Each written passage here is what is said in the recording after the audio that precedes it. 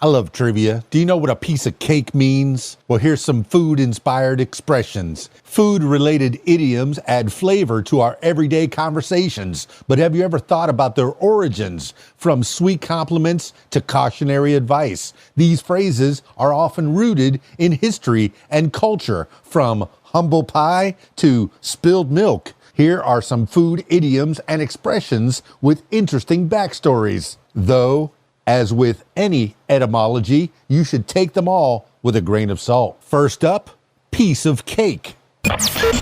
Piece of cake means it's something easy to accomplish.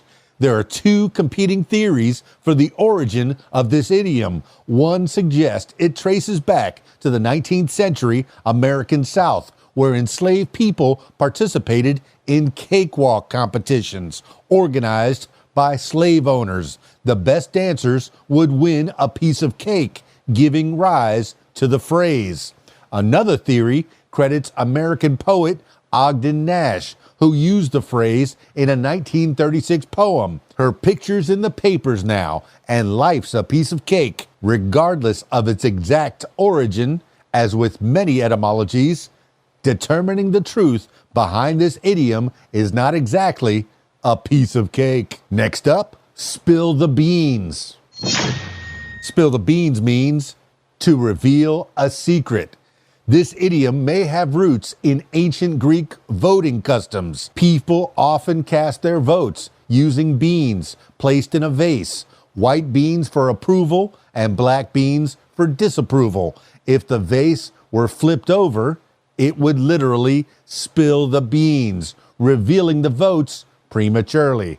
By the early 20th century, it was widely used in American English to mean uncovering something prematurely or accidentally.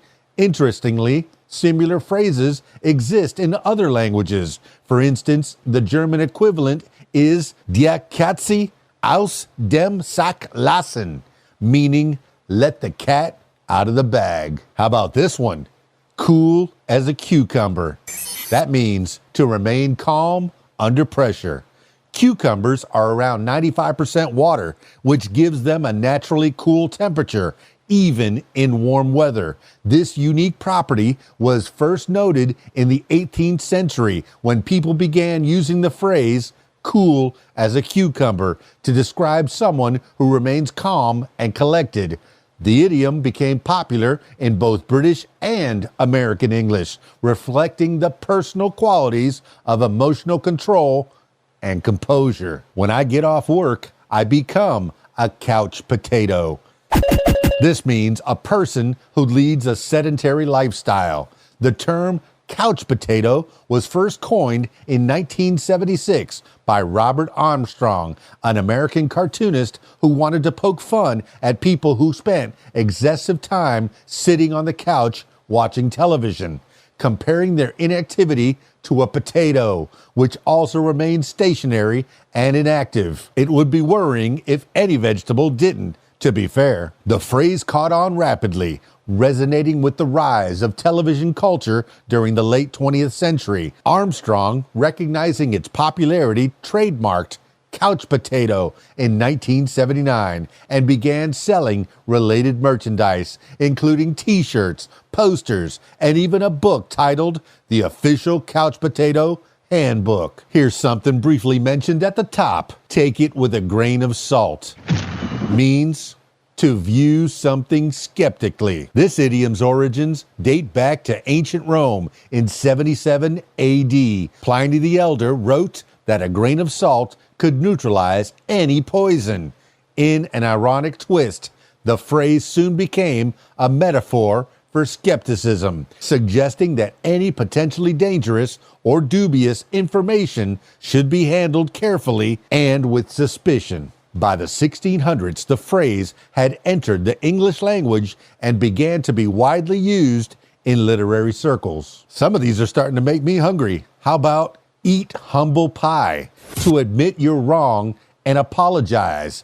To eat humble pie comes from humble pie, a dish in medieval England made from the less desirable parts of a deer, such as its heart, liver, and lungs. These were typically eaten by lower class individuals, while upper class enjoyed the more premium cuts.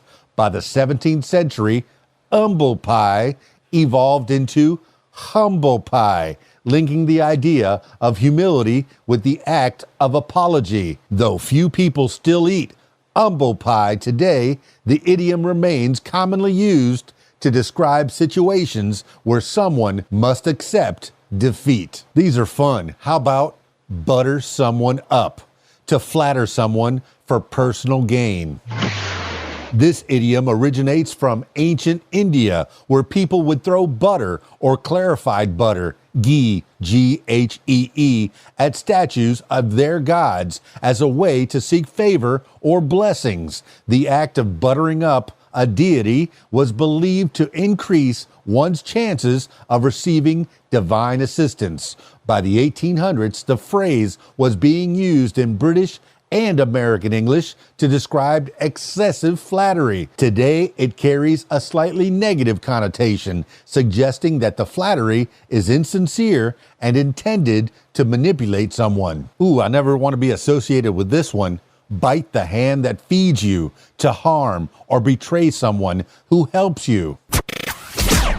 The imagery of this idiom is quite literal. A pet biting its owner, despite the care it receives. The expression has been traced back to writings from the early 1700s, where it was used to warn against ingratitude. In various forms, the phrase appears in other languages, like in French, where it is said, mordre la main qui te nourrit. It hints at a universal concept of loyalty and gratitude towards those who provide for you. I don't know about you, but I like milk, and I might cry over spilt milk. This means to be upset over something that cannot be undone.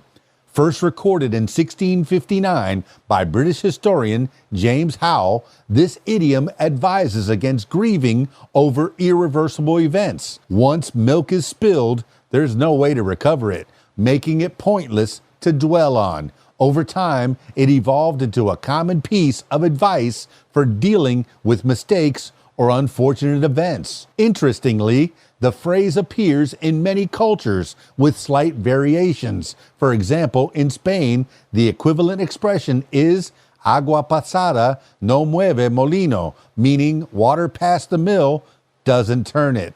Both emphasize the futility of worrying about the past. And finally, for the working folks out there, bringing home the bacon means to earn a living or provide for a family. While etymologists are unsure of the exact origin of the phrase, many suggest that the expression dates back to medieval England, where bacon was a popular prize in some village competitions. However, the phrase gained more prominence in the 1900s when it was used to describe the responsibilities of the household breadwinner.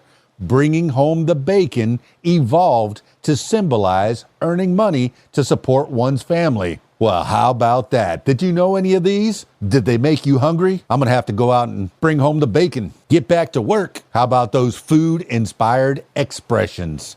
This has been What Makes You Smarter. It's KeysDAN, RadioWhat.com, DJLittleRock.com. Peace. I'm out of here.